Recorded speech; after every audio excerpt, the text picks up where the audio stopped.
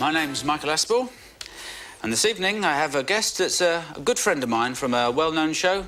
His name, of course, is Danny Baker. Hello, Danny. Watcha. All right, yeah, I'm Danny Baker, and I'll be buzzing around being a bit of a cockney git, you know. I'm working on the old 6 o'clock show, a show so unbelievably trivial that it makes Russell Grant look like one of the major philosophers. Know what I mean? What a bloody awful show. I did it once, I'm never doing it again because they're a pack of... There we are. That's Danny. We'll be coming back to him later via Emma Freud. The first thing I'd like to ask you, Danny, if I may... Yeah, do what? Is... Do what? Yeah, give it a bit of the in the flesh, you look quite a bit different. Yeah. You wear a beard. It's cleverly concealed on television. Well, I'm chameleon-like, you see. Me, Danny Baker, I'm chameleon-like. A stand-up chameleon? No, because I'm a bleeding lizard. Ah. Can we stop slagging off Danny Baker now? Yeah, really. Because, ladies and gentlemen, behind the mask is, of course, Alexei Baker. Thank you. Alexei Sayle. He's down in the bunker with me. He's brought a few videos and some films and stuff like that. He brought a whole suitcase of stuff that I haven't gone through yet. We're going to have a look through that. He's down in the bunker. We're having a chat. So, Alexei, say that the bomb had dropped, right? What about a phone call to someone who, like you hated, and you'd just like to phone them up and maybe leave a message on their answer phone? No, because surely when confronted with it, you'd go all kind of mellow, wouldn't you, and kind of... You wouldn't try and get in touch with the person that dropped the bomb, maybe? Well, I suppose they'd be busy. You bastard, well, suck it back up. It'd be futile. No, I'd probably go all, you go all kind of, I'm sorry for all those terrible things I said. I could ring up some Radio 1 disc jockeys or Ben Elton and take back all the horrible things I said, Yeah, little gifts you'd send. Yeah. So, in this... That's good. You see the bomb? We're talking war already. Yeah, we're on to a major philosophical... Yeah, confrontation. The first video that you would want to sit and spend the rest of your life watching in your deck chair is First of the Few. Well, that's the film, one of my favourite films, yeah. Why? I don't know, I just really like it. I think it's... I quite like Second World War films, really. It's so kind of... It's such a kind of pony, pathetic film, in a way. It's about Les Mills, who invented the Spitfire, and it's about him working on the Spitfire from the 30s.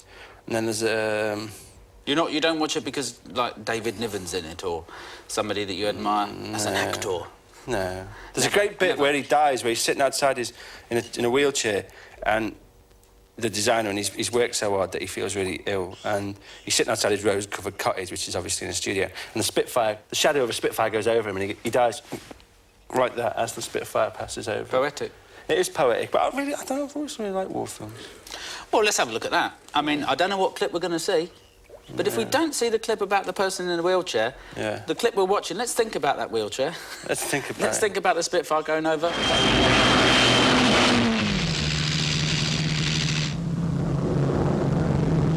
Look out, Bunny, there's a 109 coming up behind you. Look out, Bunny, he's right behind you.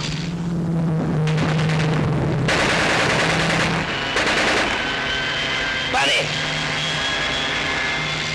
I'm gonna get that swine if it's the last thing I do.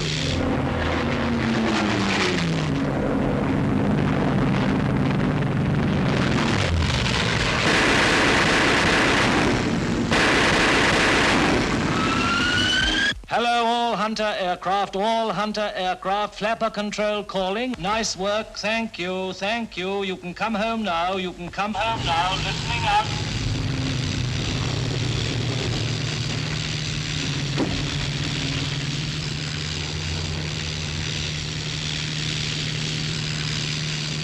Mitch, they can't take the Spitfires, Mitch. They can't take them.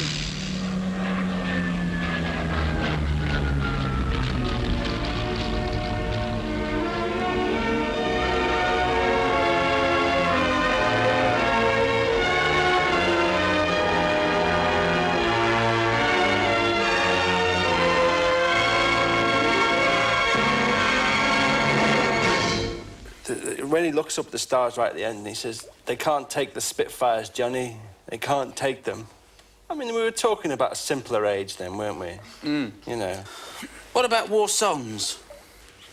Well, in many wars, music has actually played a very fundamental part, hasn't it? You know, and a lot of the, I mean... it colours so much. No, it doesn't. No.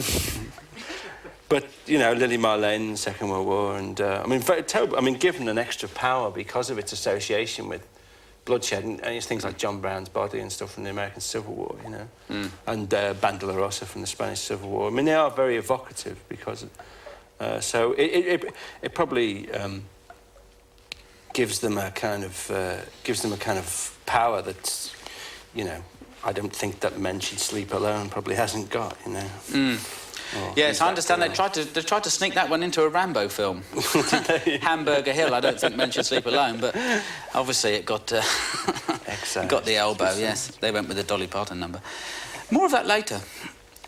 So, if you had the power, say, you know, God forbid, if you had the power to say where the bomb was going to drop very specifically, where would you probably like to see it drop? Maybe if it was a pretend one, but just did a bit of damage initially. Miami. Yeah? Yes. I mean, Why? I went there to do a picture about 2 years ago, and it's just the most terrifyingly awful place in the world. I mean, I think the United States is frightening anyway, and gives a lot of normally kind of quite sane people kind of... It's a lot of people that's actually kind of tipped them over into nervous collapse, you know. So, but Miami is particularly unbelievably awful place. I mean, breathtakingly terrible. But doesn't it know that it is and makes the most of it? Doesn't it do what Blackpool does? Oh, no, it's not like... I mean, well, it's like... No, it's like hell. I mean, it's frightening. Blackpool's all right. Let's get down to the airport now. Excuse me, sir, where are you going? Miami. It's a terrible place. Well, you know, like Khomeini says, you know, I mean, Reagan is the great Satan. I mean, and I think if he is, he lives in Miami, the great Satan, I think. Well, he's got a little condominium or... Yeah. Well, there's a lot of... I mean, I mean, you know, the average age in Miami Beach, the average age is 70, which means there's a lot of people who are 220 living there, you know, in these terrible, crumbling, kind of pastel hotels. Awful place. Ponderosas or whatever they're called. Yeah. What about pop videos then? Yeah, I think that... What would you like to see? What in your video in the bunker on your own? Well, I'd like to see. Like, I mean, I think that we've seen a major decline in the art of pop video in the past couple of years. I mean, I think it's something that kind of reached its peak about 3 or 4 years ago. Really. So we're looking at a clip now from back then. From way back then. I mean, probably one of the earliest, most innovative videos. You know. Yeah. Good. So, hello. Where are we? Oh, we're back down the bunker. It's getting all hot. How professional you are. Oh, yeah. We're down the bunker. I have Alexei Sayle here, one-time comedian and now straight actor. Very straight. So straight it hurts. I'm very malleable, aren't I? Yeah. One of the things I'm trying to prove by doing these shows is that I'm not the wild man of British comedy. And I'm very gentle and... You are the rubber man of British comedy. Yes. I am the isled man of British comedy. Alexei Play-Doh down here with us. But assuming Linda, your wife, was actually ransacking an off-licence in the wake of the siren, she was actually doing all that stuff.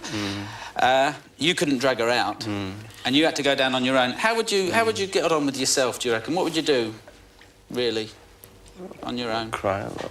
Cry? Yeah. Then when you got bored with that, I'd work out. I'm very into my body. Right, because you dance a lot. I dance a lot. You like to dance? Dance and keep fit and stuff. So I'd take that. I mean, I always thought if I went to prison or something, I'd while away the hours doing press-ups and stuff like that, you know. I always thought that if I went to prison, I would probably die. Yes. But you've got a much more positive attitude. What, you die from depression? Yeah, and just from being... spending all day and night in the showers.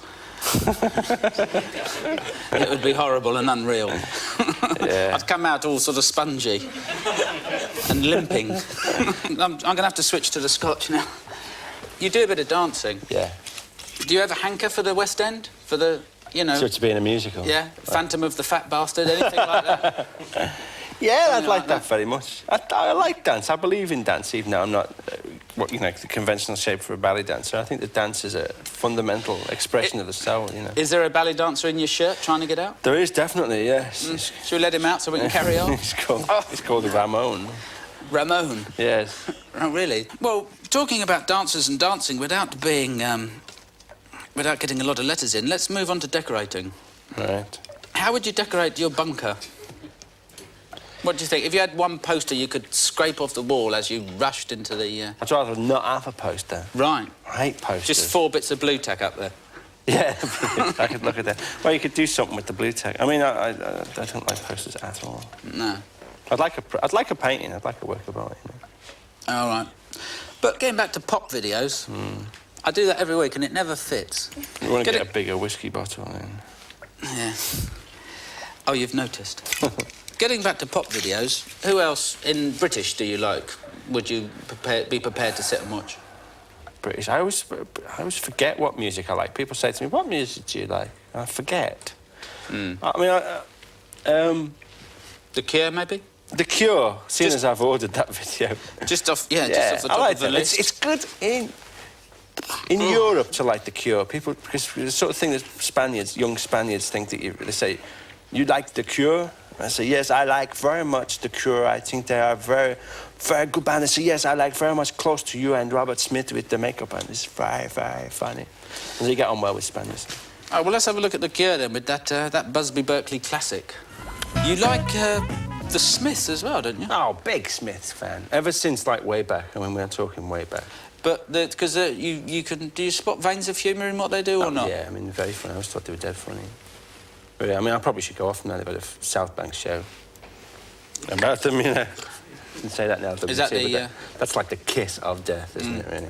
But they've probably got you lined up. They've probably got you lined up. No, well, they didn't. A researcher rang up the other day and said, "I'm from the South Bank show." And I said, "Oh, be still my beating heart. This is my big chance." And he said, "Will you come on? We're making a film about Lenny Henry. Will you come on it and say nice things about him?" So I said, "No." Well, I didn't get lost. It wasn't because you look like him? Because I look like Lenny Henry? No. No, well, because you bloody don't, do you? Well, we're soul brothers, you know. Yo, we go to each other. Yo, give me 5, my man. No, so I thought for a minute there my time had come, South Bank show-wise, but it was Lenny Henry. Lenny Henry. He's got his own little game show out now, hasn't he? Yeah, a little board game. Board game. Yeah. Well and truly board game, I think.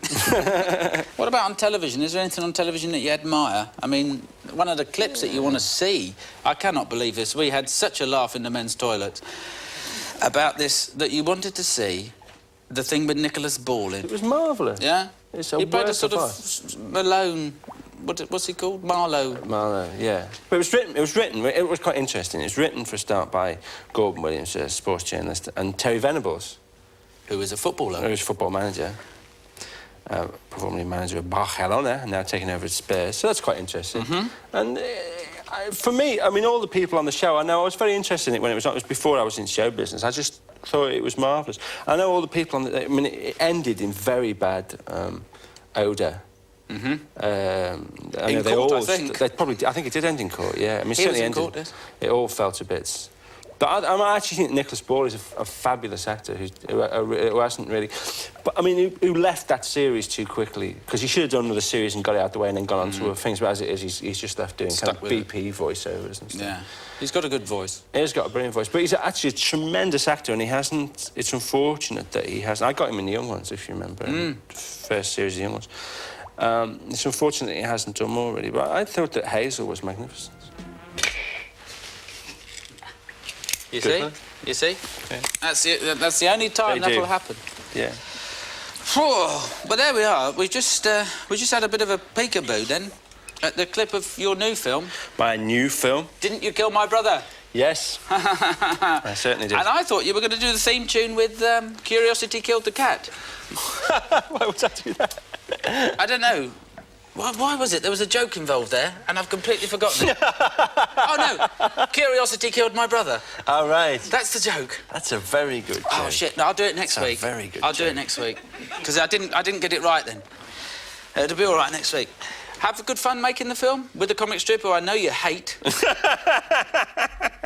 Well, they weren't in it, were they? Although they paid for it, I wouldn't let any of them be in it. All right, so you just fleeced them Yeah, I just got the money off them. and Yeah. did the film. And did the film without But you're them. happy with it? I'm very happy with it. And somebody told me today, I don't know if this is true, but it's going out with a it's going out with a film called Mr. Jolly Lives Mr. Jolly Lives Next Door. Yeah, which has got some stupendous writing in it. There's three people, I think, wrote that Wrote film. that for Rick Mail and Adrian Edmondson and somebody called Rowland Rivet. Ah, So a rat. even today Roland Rivet on they still TV. get my name wrong. Yeah. So, high hopes for it, or you just going to No. give a toss? I couldn't give a toss about your film, certainly, but Well, whose film comes first? Which film is support? I've no idea. Bit of rivalry? I don't know. Do you know? No, I don't. I didn't go and see it. No, I'm not going to go I'd see it. worry my pants off. Yes, me too. I'm not going to go to see it. It's terrible. So you made this film. You made this film. Yes, I'm very. And you're happy with it. I'm very happy with it. Yeah. And who else wrote it with you? Pauline Melville and David Stafford. Right. Pauline's in the film. I know Pauline. You know Pauline. She's lovely. She's lovely. And Show business, Toady. apart from being able to do that, one of the few other things I can do is what. Oh, look, I've had too much to bloody drink now. What about this book you've written? Oh yeah, Jeffrey the Tube Train and the Fat Comedian. Yeah, written with your friend Oscar Zarate. Yes. Zarate. He's an Yes. RG. Zarate the Gay Blade. No. Well, yes, he's an RG. All right. He's an RG blade. And that's going well, is it? It's going very well, yeah. A lot of people have said it's overpriced. I'm flying that one at you now. I shouldn't do, I know. Controversial. A lot of people have said it's What overpriced is for this? quite a thin. What is this, Roger Cook? I shut your head in the door of a Mercedes. I'm drinking as much as I can. Get up, let's run around the room and I'll chase you with a microphone. Mr. Sayle, Mr. Sayle. Say, no, I will not speak to you. I had nothing to do with that. No, but that's going well, is it? You're happy with that? In the shops that it is for sale in, it is going stupendously well. Good. In the shops that it is not in, because of some laxity, it's not going very well at all. You can't buy any. The shops where you can't buy it, it's not selling many copies. No, well, it But in the wouldn't be. shops that it is in, it's selling many copies. But I noticed in that book... It's not overpriced. no, it's not. It's not stupid. I Full was colour. thinking of something else. I was thinking of the hardback that you haven't even devised yet. No, you're thinking of Bird's Eye Menu Masters. I think they're overpriced. Really. Yeah. Not nearly as much reading on them as in your book either, is there? No, not much more food out there. But there's no country and western in the Tube Train book. No, that's true. Why not? It's difficult to do country and western in a picture book, really. I mean... Well, some would beg to differ, wouldn't they? Yeah, they would. There's always people who... Justifiably, I think. Yeah, well, I'll redress it in the next one. Couple of holsters, a guitar, maybe a horse. It doesn't take much, it's No, true. you're It's there. True. It's true. I'm sorry about that, then. Because you have this certain affinity for Kenny Rogers and Dolly Parton, don't you? Well, yes. I like this. I like Islands in the Stream very much, and I like country and western to some extent. You know, it being the white man's blues. But you don't listen to it. No. But one of the things about doing a show like this is when you ask for your choice is not to pick what you like, but what to pick that makes you seem interesting, isn't it? You see what I mean? Well, don't hide Because you're behind trying your videos, mate. Well, I was too frightened to reveal the real me, but I think people will say, okay, you know, Alexei Sayle likes Kenny Rogers and Dolly Parton. Amazingly eclectic and interesting bloke he is. They'll think, you see. They'll So say, I don't really they'll like say this there's at a all. reason behind it. No, well, they will now because I've revealed it. You see, I demystify the whole medium. Right. Inside out. Inside out. Pop it Well, on it's inside out. reversible. Yeah. Yeah.